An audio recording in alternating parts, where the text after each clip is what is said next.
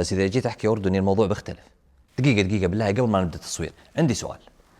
عمرك لاحظت إن ملامح وجهك تختلف حسب اللهجة اللي تتكلمها؟ يعني الحين هذه ملامح وجهي أنا قاعد أتكلم سعودي صح؟ بس إذا جيت أحكي أردني الموضوع بيختلف. وتفكرش إنه أنا هيك كشر، بالعكس مبسوط وسعيد.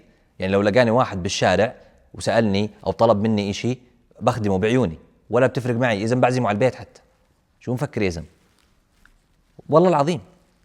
بس لما اجي احكي باللبناني الموضوع بيختلف. مقالي جلادي خيي، مقالي جلادي، يعني رواق على الاخر يا خيي.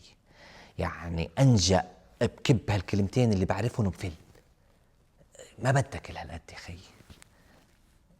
صحيح في منتج مسلسلات اطلبه 500 من سنتين. اي والله، اي والله صدق. لوش اذا بدك تحكي يا يابا غير اني احكي. بروح خلاص بروح.